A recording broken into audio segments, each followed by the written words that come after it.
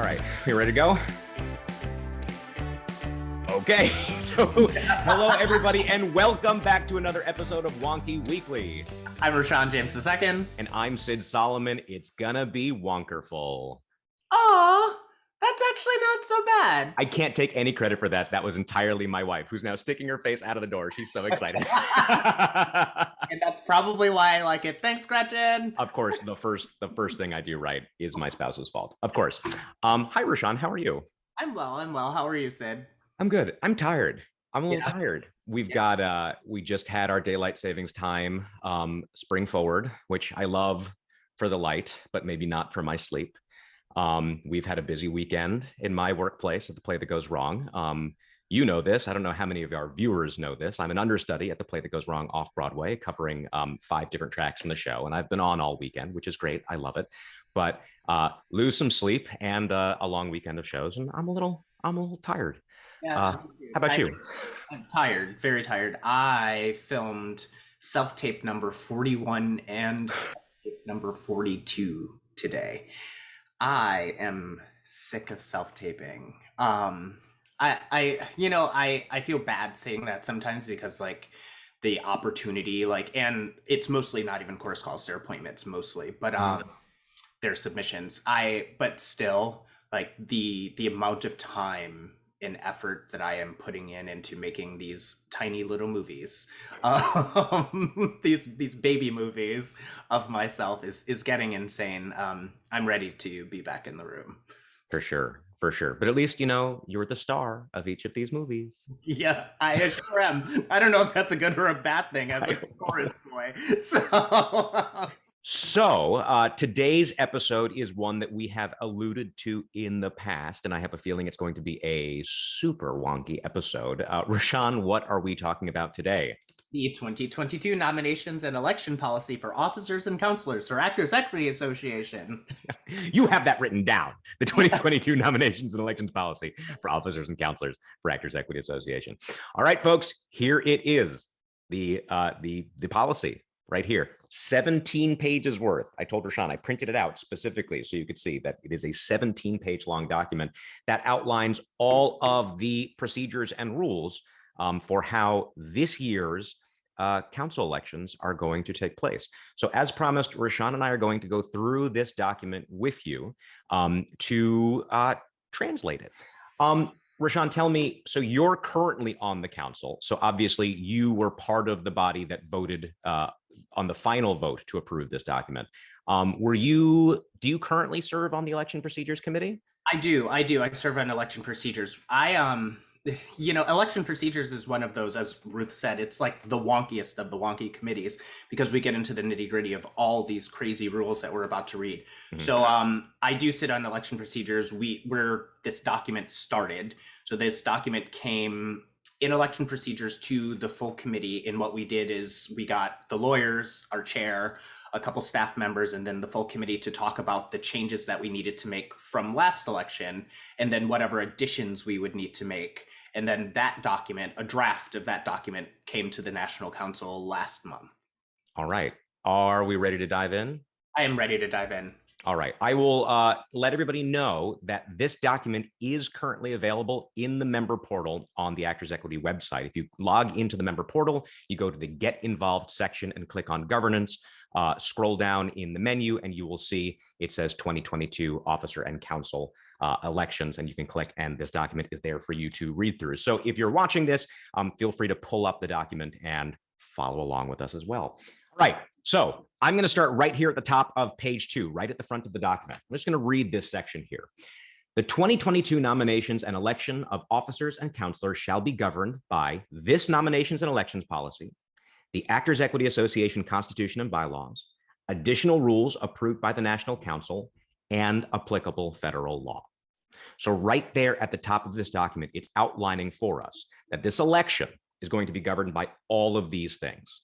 This policy that's already been passed by council, the Constitution and the bylaws that exist as the sort of fundamental rules of actors equity, any additional rules that might be passed by the council regarding the election that we will all then be bound by, as well as federal law. So anything that is not explicitly in this document, but that is in federal law or the Constitution and bylaws or council rules also applies here. All right, so now that we've gotten that front section out of the way, let's just start going through the document. Rashaan, where is the first place? We're in section 1, which is eligibility. Where's the first place you think we should stop and talk about the specifics of this policy? Well, I mean, let's start right at A, eligibility to nominate. It says to be entitled to nominate a candidate, a member must be in good standing, have attained the age of 12, and not be under fine or suspension. So the fine or suspension in over 12 is like at least 12, I guess, is kind of self-explanatory. But good standing is kind of one of those things that we don't always know what it means. So paid up is normally what we say, right? You are paid up, you are a paid up member. But right now we have the dues program that's going on right now. You are still in good standing, even if you are not paid up and you are enrolled in that program. Mm-hmm. So you are able to vote, or sorry, you are able to nominate as long as you're in good standing, and you are in good standing if you are paid up or you are enrolled in the dues thing that we have right now. And in fact, you just jumped ahead to section B, which I think is useful. Eligibility to vote is essentially the same thing. To be entitled to vote, a member must be in good standing, have attained the age of 12, and not be under fine or suspension. So it's essentially the same thing. To be able to nominate a candidate or to vote in this election, you need to be a member in good standing, so either fully paid up on your dues or enrolled in the dues payment plan, be at least 12 years old, and not be under fine or suspension from the union. That makes sense? That clear? That's very clear. And then the personal note, the subjective thing is, if you qualify to vote, you should. You'll hear me say that probably about 40 times during this episode. But make sure you vote. If you are in good standing, you're at least 12 years old, and you are not under fine or suspension. 100%. All right. Section C, general eligibility requirements to run for council. So this is a difference between who can nominate and vote for candidates and who can run. All right. So in order to be eligible to run for and hold a seat on the council, a member must be in good standing. So we just talked about that.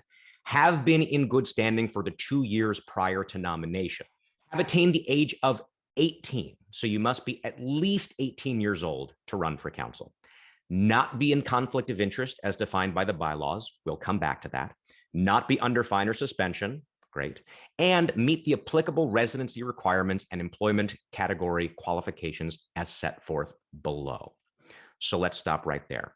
First of all, let's talk about conflict of interest. And in fact, I am going to hop into the member portal right now. I'm going to pull up the Constitution and bylaws, which is under Get Involved in Governance. And I'm going to read to you exactly what it says. This is Article 6 of the bylaws, conflict of interest, Section 1, employer member defined.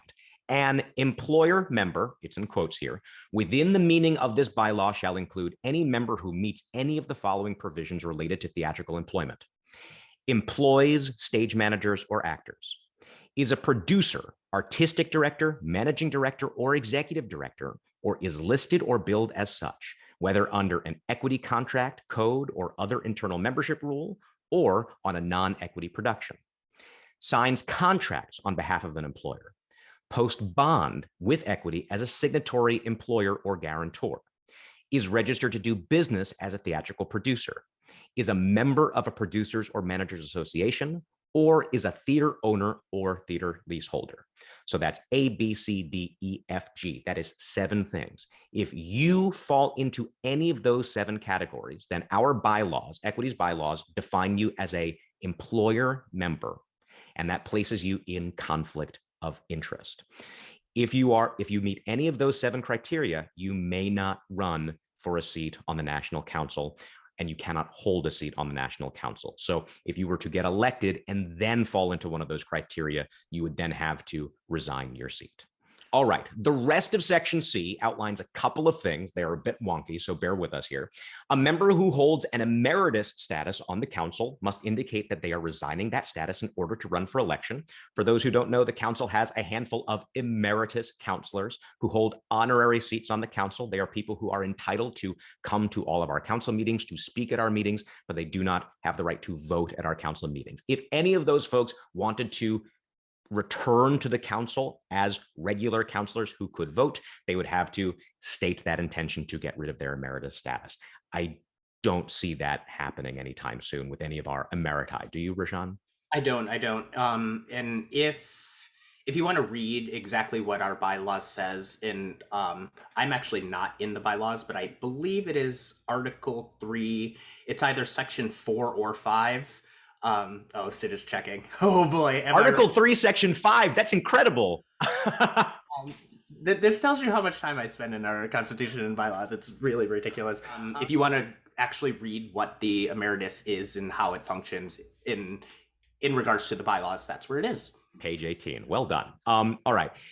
Any member holding a seat on council that is not due to end in the current election cycle must resign their council seat prior to submitting a petition to run for a new seat on council in the current election. That's wonky. And I was around when this rule was created, explicitly created. So let's talk about it. So Rashaan, you currently hold an Eastern Chorus councilor seat. Yes. Now, let's say you also qualify to be a principal councilor and you decided, hey, I'm going to run for one of the open Eastern principal council seats this election. In a world in which you could hold on to your chorus seat while running for a principal seat, and then let's say you won that principal seat, because of course you would, everybody loves you, your chorus seat would then be vacated, and it would become vacated once the election was over. So how in that scenario would your empty chorus seat then be filled? The National Council would accept nominations within a council meeting, and the council would decide how to fill that seat, not the membership. Right. So what this rule does is it avoids a scenario where councilors might try to bounce back and forth between seats, and then in doing so, take seats essentially away from the members themselves to elect people into them, and rather just have it done within the council. Now, I don't think when that rule was created, it was not because anybody believed that any councilor might do so, but rather it was a thing that could happen that was worth spelling out in the rules. This is a thing that nobody should even consider. And so it was written in to make it very clear. But interestingly, the next section covers something that's fairly similar. Any member holding a seat on council that is not due to end in the current election cycle need not resign their seat in order to run for an officer position in the current election. And anybody reading along will notice that the word officer is with a capital O. As Rashaan and I have covered in past episodes, the difference between capital O officer and lowercase o officer. Capital O officer means one of our 8 officer positions at Equity: the president, the 6 vice presidencies, and the secretary treasurer, as opposed to the lowercase o officer, which means a union officer. That's everybody on the National Council. So Rashaan, you actually did this in 2018. You were holding an Eastern Chorus councilor seat that was not due to expire in 2018. You had 2 years left on your term, but you chose to throw your hat in the ring and run for second vice president. You did not have to resign your seat as Eastern Chorus councilor in order to seek the second vice presidency. Can you talk about why that distinction is made, why you wouldn't need to resign that, whereas you would need to resign your seat if you wanted to run for, say, a principal councilor seat? There are 2 different types of offices. Mm-hmm. So, I mean, we said one is like the lowercase o, which is the term that I'm sitting in, versus the capital O, which would have been the one that I was running for. I'll also say that we would not want to artificially exclude people who are sitting as councilors who happen to be in the middle of a 4-year term from being able to seek the officer positions, capital O positions, it wouldn't make any sense for there to be an inherent disadvantage for people who happen to be in their middle of their term to run, as opposed to people who might be at the end of their term where they don't have to make a decision about resigning a seat that they've earned for 4 years. So that's an important distinction. That is the policy as it exists. You do not have to resign your seat if you are running for an officer position, but you do have to resign your seat if you were to run for a counselor position, if you are a currently sitting counselor with a term that's not set to expire. All right, let's keep going. Rashaan, is there anything in section D of big section 1, counselor employment category qualifications, that you think we should go through? Yeah, so we can do D, and what I'll do is I'll lump them together because they're basically all the same with our 3 job categories: principal, chorus, and stage manager. So what you have to do is either under no fewer than 2 equity contracts performing one of the 3 job categories, or under 1 equity contract performing one of the 3 job categories, or no fewer than 10 weeks. That is kind of a recent change.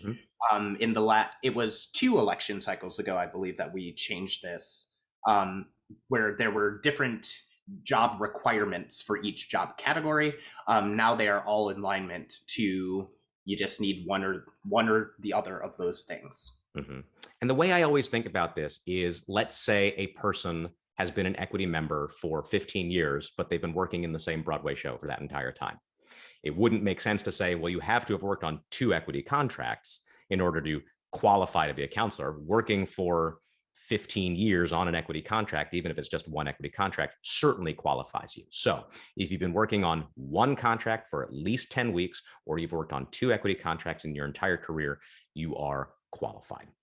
Excellent. Let's continue going down. At-large counselor eligibility requirements. You want to talk about at-large counselors? They're really exciting. Yeah. So at-large counselors are also fairly new, but they were one of like the most exciting things we did while during my tenure as a counselor. I think this is one of the most exciting things that we did. I'll read what is written here, and then I'll talk a little bit more about it. A candidate for an at-large counselor seat must reside in an area outside of the greater New York, Los Angeles, and Chicago metropolitan areas, and meet employment qualifications for either principal, chorus, or stage manager category. So the 3 cities that are listed, of course, are 3 office cities. So this means we are directly allocating seats to people who do not live inside of the 3 office cities. In order for you to run for this, you have to live outside of those, but you also have to meet the job category requirements, one of them. And it's really awesome because it targets having people outside of the office city, which we know that living in an office city might proportionately advantage you to getting elected.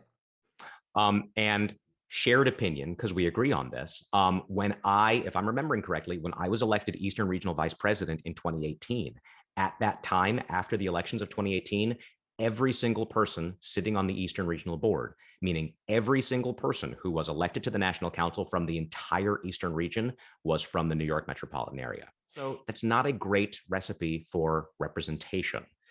If we have all of these states up and down the Eastern region where we have thousands of members living, and yet only New York City is represented in the Eastern portion of our council, then we're doing something wrong.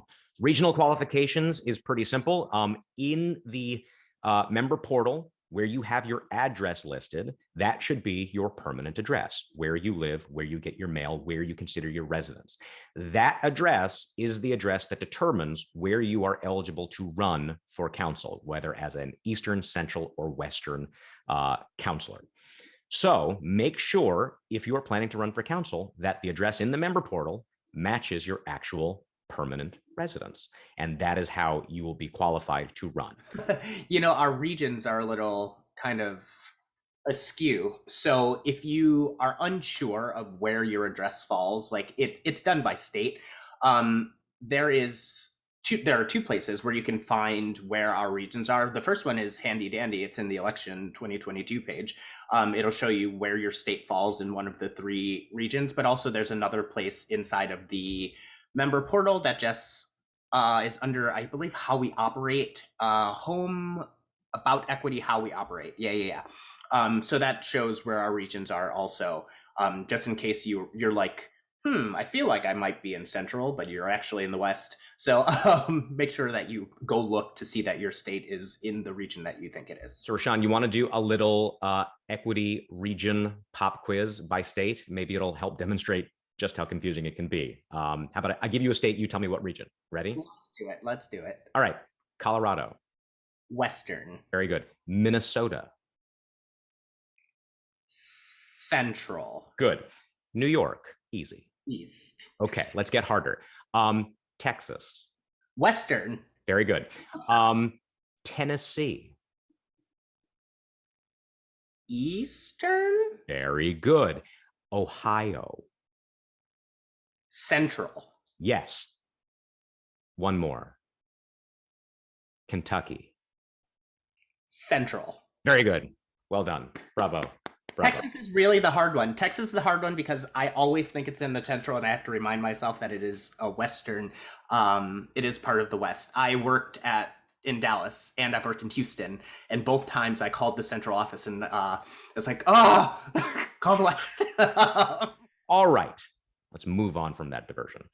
Let's see. Let's continue going down. So we're at section G. Where should we stop next, Rashaan? I'll read it. G. In addition to the general eligibility requirements set forth by Article 1C above, candidates running for officer, capital O, officer seat, must meet the following employment category qualifications set forth above, which are the two things, the one or the other that we talked about earlier. But then we also have first vice president, second vice president, third vice president, secretary, treasurer. Let's talk about what those are.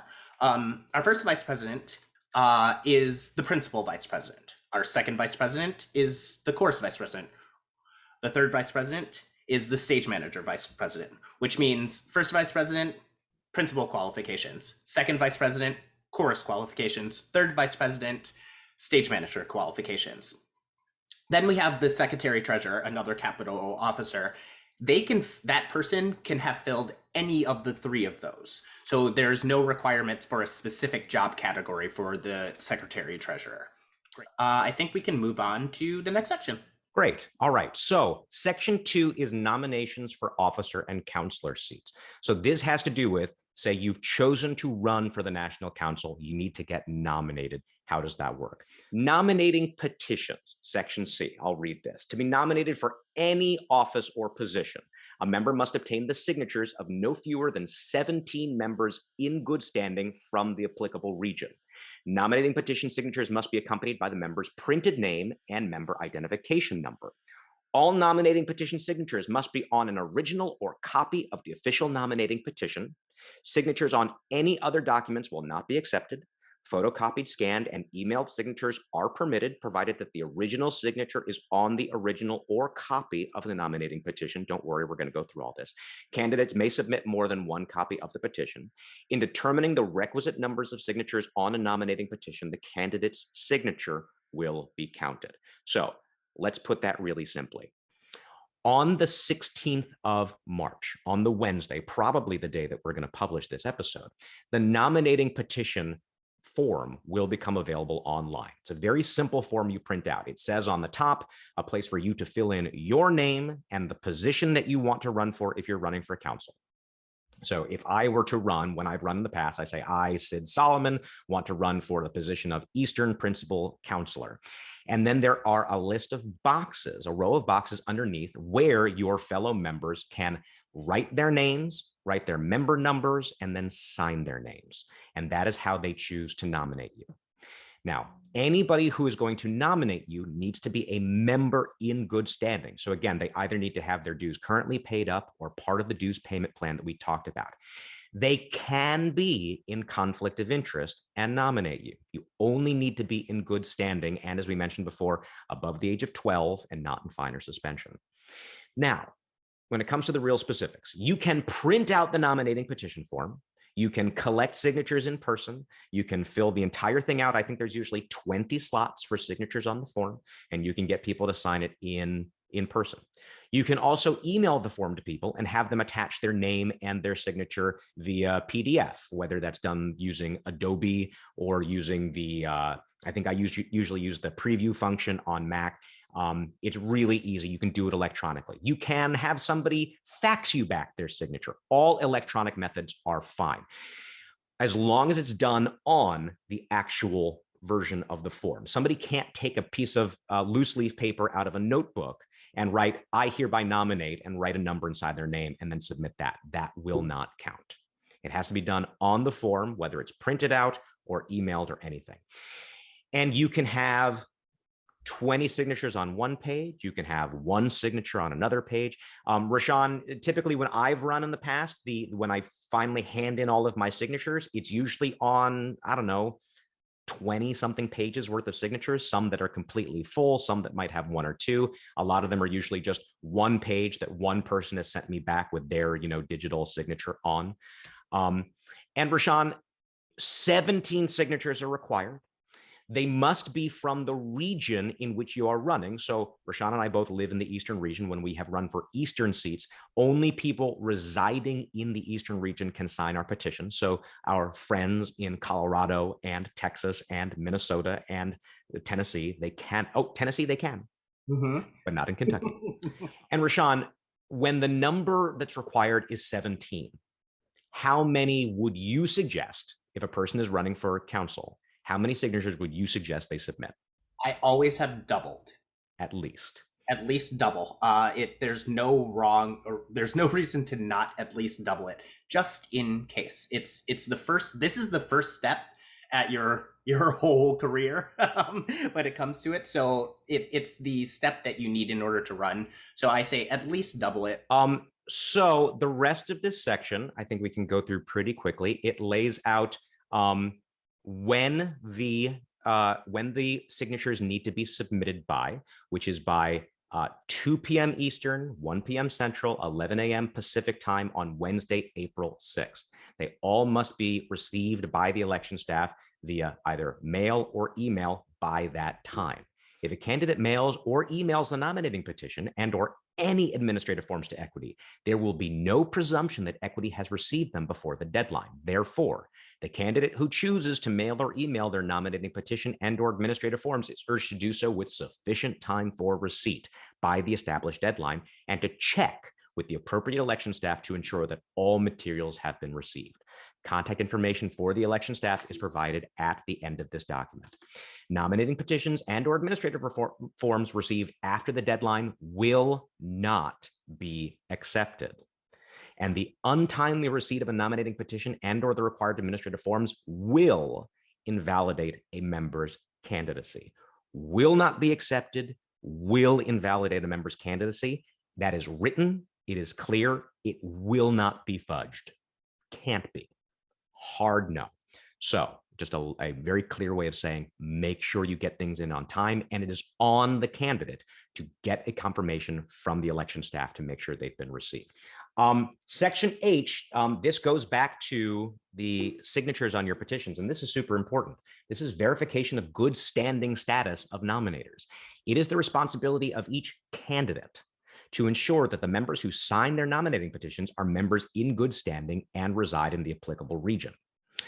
If a candidate seeks official confirmation from Equity that a member who signed the candidate's nominating petition is a member in good standing, the election staff shall supply such confirmation to the candidate, provided that the candidate has requested such confirmation via email at least 72 hours prior to the applicable deadline for receipt of the nominating petition. The candidate assumes the responsibility of subsequently emailing the election staff to receive the requested confirmation. Now, let me just say this. When you collect your signatures, this is my experience, Rashaan, you tell me if it's yours. You will say, you can sign my petition if you live in this region you're in good standing. Are you in good standing? And people say, yeah. Generally, they're probably right, but sometimes they're not. And that's okay. Sometimes people, they've missed a dues payment. Like they don't know, they don't remember. I'm sure Rashaan and I are like the two nerds who are like waiting for our like dues bills so we can be like, I paid right away. But most people they need a couple of reminders. It's fine. It's like any bill. So there is a good chance that when you collect signatures, at least one of them will be from somebody who is not in good standing, and that's okay. This is part of the reason why you should get at least twice as many signatures as you need. I am super cautious, so I tend to get 3 times as many. I want no fewer than 54 signatures, no fewer. And really, like, it can be an ego boost. Get 100 people to sign. Why not? You get a bunch of people. And also, frankly, collecting signatures is a good way to tell people that you're running. It's a good opportunity to say, hey, I'm running. Will you sign this? And also, while you're signing it, tell me what's important to you.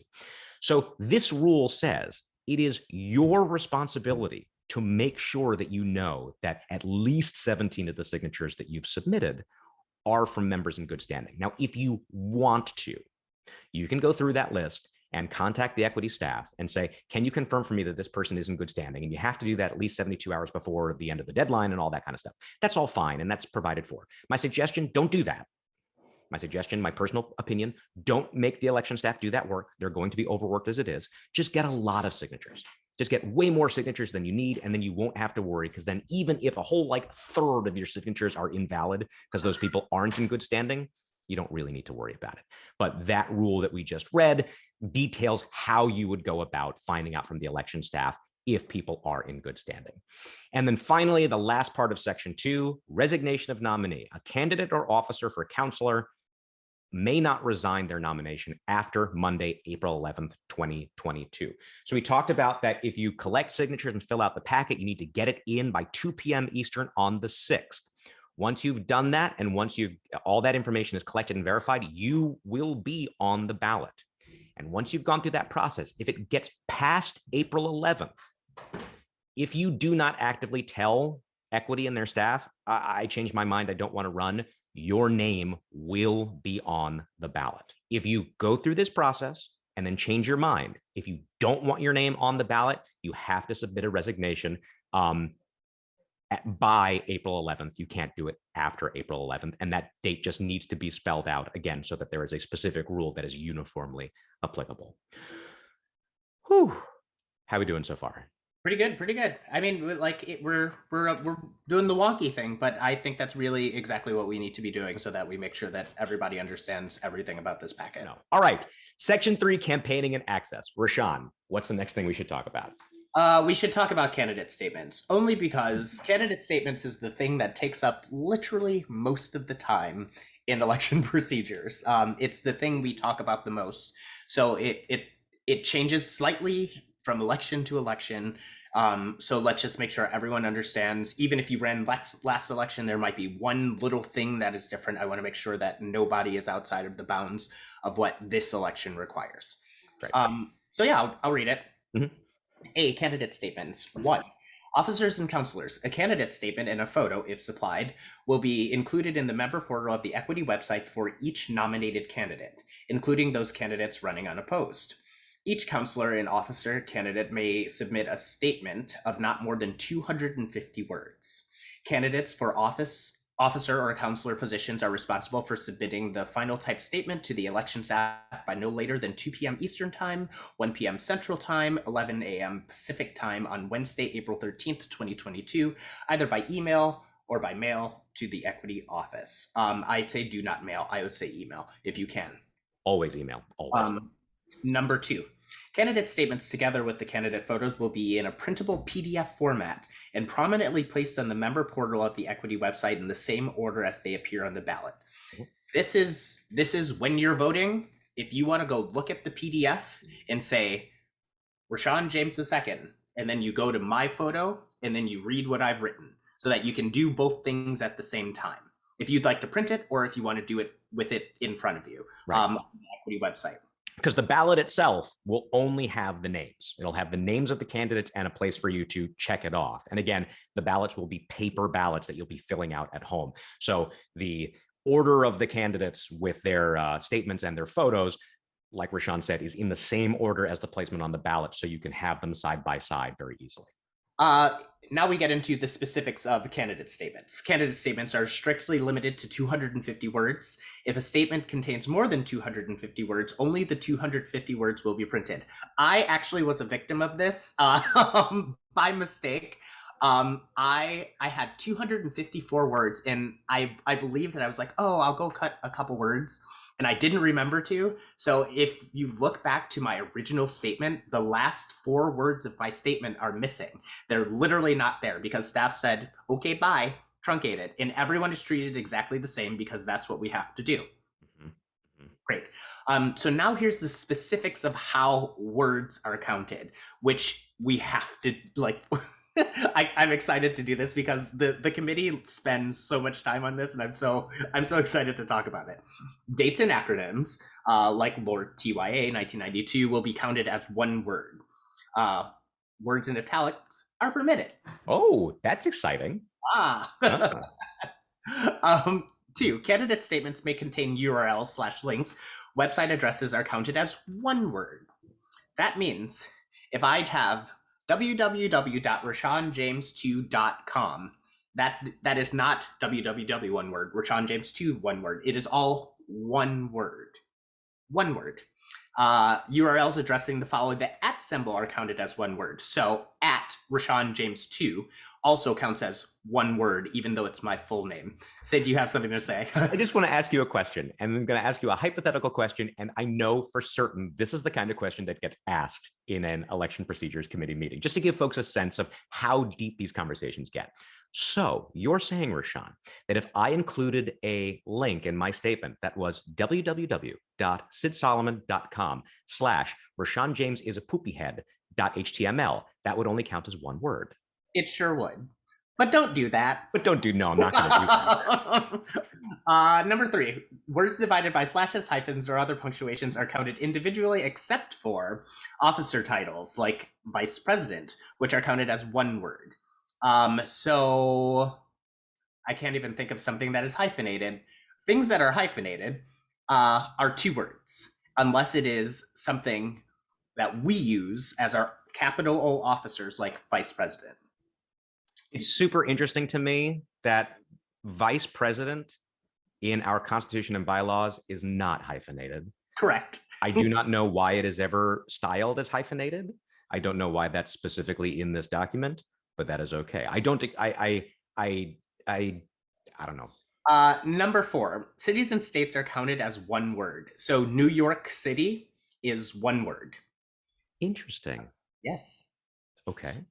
Number 5, all words following the pound sign, I'm kidding. All words following the symbol in a hashtag count as separate words with the exception of dates, acronyms, officer titles, cities, and states as laid out above. So what that means is I can have hashtag Rashaan in New York City. So that's not Rashaan in New York City. It's Rashaan in New York City, because New York City above, we understand, is a city. And so we only use it as one word. Good. B, candidates should include their name and official city and state of residence at the top of the statement. This information will not count towards the 250 words limit. This is different from the past. Mm-hmm. It has always been that it did not count, but there were other things that also didn't count that were part of this section. That doesn't exist anymore. There used to be a space where you could list all of your committees and it would not count towards your word limit. Now that is not true anymore. So if you, under your name, list every committee that you've been on, all those committees will count under the 250 word limit. So do not, make sure that you count them if you want to list them. Okay. Great. So we can move on. To ensure uniformity, the candidate statements will be listed in text form only, and include no graphics or emojis. Emojis was a half-an-hour conversation, and published in the same font and size. That means everybody, whether or not if you put it in Times New Roman or Arial, it will all be the same no matter what. And if there are graphics and emojis, they will be taken out. 4, to avoid printing errors, only type statements in the required format will be accepted. And I actually had to ask a question my first time on election procedures, because I was like, wait, what do you mean? And that's because people actually wrote their statements out and mailed them to staff, and staff used to transcribe those. And now that is not a thing anymore. So only type statements can come in. I will say in this next section, I want to read it and then I want to offer just a piece of advice. Candidate photographs. Candidate photographs should be no larger than 1 MB which stands for megabyte. I know equity acronyms. Technology? No. And will be published in black and white. Candidates acknowledge that equity is not responsible for the appearance and quality of the candidate photograph as it is published on the member portal of the equity website. Candidate photographs not in compliance with this rule will not be accepted for publication. The reason that this rule exists is because when equity gets a photo from you, let's say let's say they get a color photo from you. Most of us, especially the actors, sometimes not the stage managers, but most of us have color headshots. And equity staff, when they receive a color photo, will turn it to black and white and then put it on the member portal. Now, back in the days when these things were printed in the equity news, sometimes in the process of converting something from a color photo to a black and white photo and then print it onto a piece of paper, sometimes the quality would erode.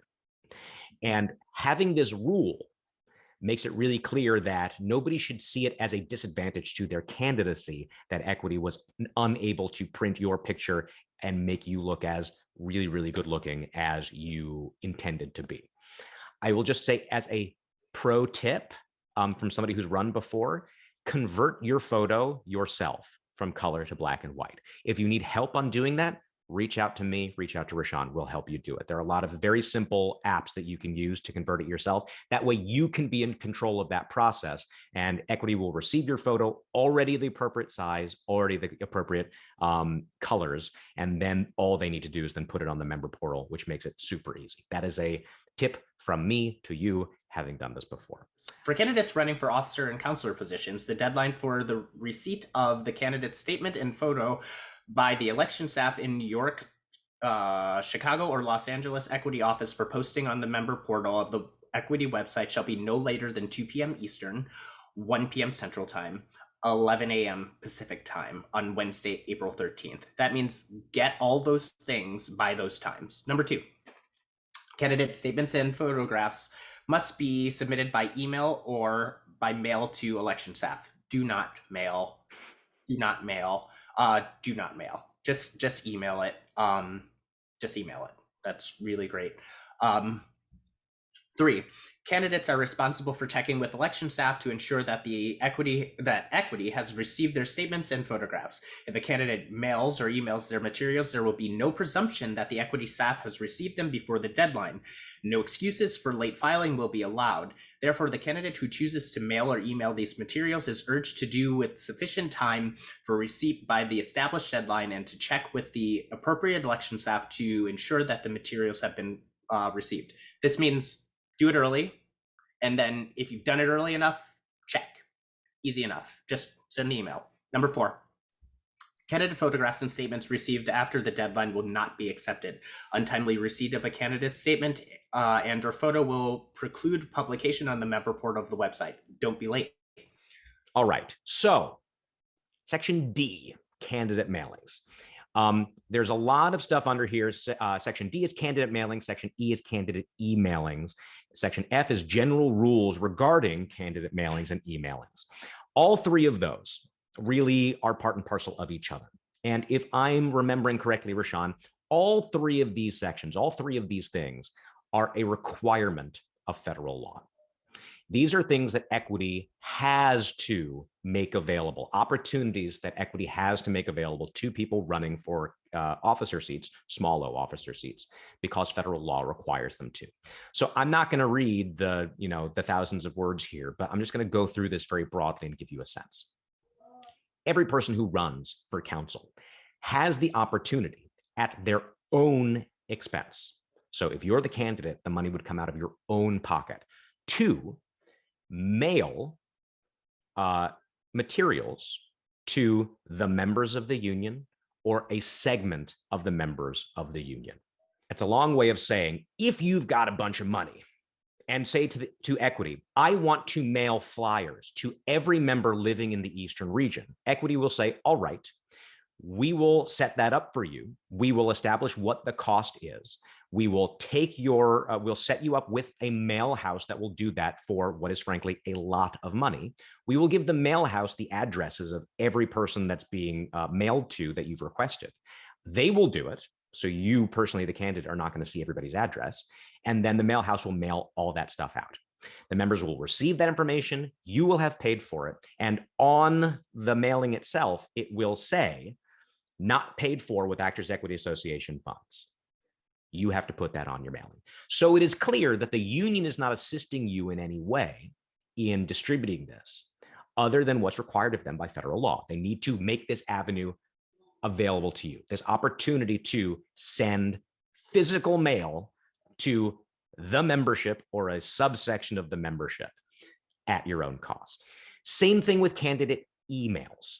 If you want, and this is actually something we have seen happen, you and I, Rashaan, this has happened in probably every election cycle that we've run in. Somebody has availed themselves of this opportunity that, again, at the candidate's cost, which is usually not an insignificant cost, you can send an email that will come via Equity, because Equity has everybody's email addresses, that has whatever you want to send them.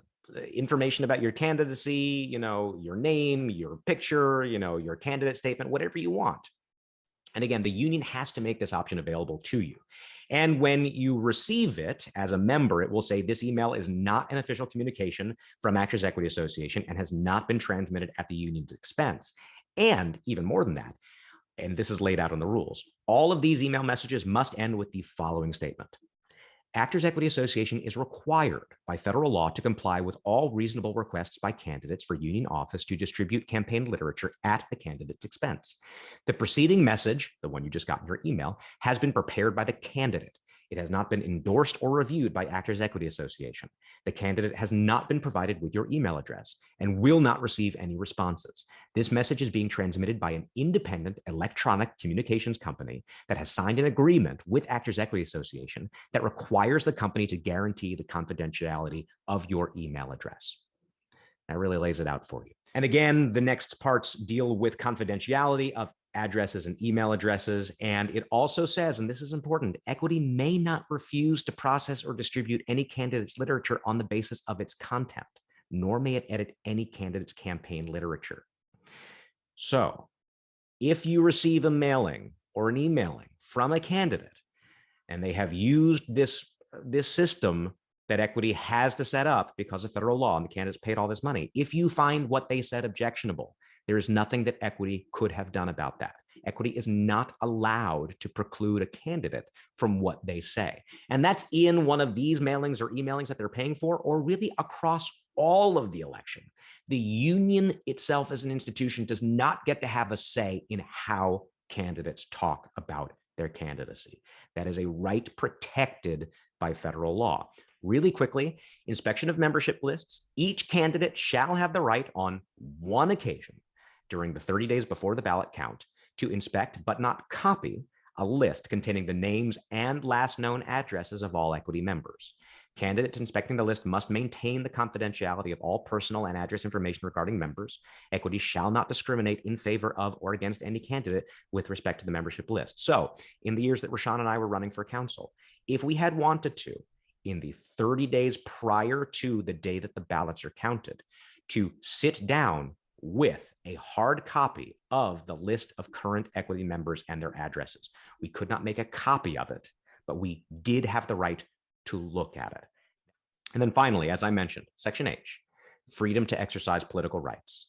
Subject to the limitations set forth in Article 4 below, which we'll talk about, members retain the right to participate in campaign activities, including the right to run for office if they meet the eligibility requirements, to openly support or oppose any candidate, to aid or campaign for any candidate, and to voice any comments in support or opposition to any candidate. If you are a member of the union, you are allowed to participate in the election, subject to the limitations that we mentioned before. So again, if you're in conflict of interest, you can't run for council, but you can vote and you can advocate. That's a whole lot, Rashaan. Is there anything that we've talked about so far that we think we need to clarify? No. And if there is, I really hope that people just get a hold of us and let us know. We're able to answer any of the questions that you would have.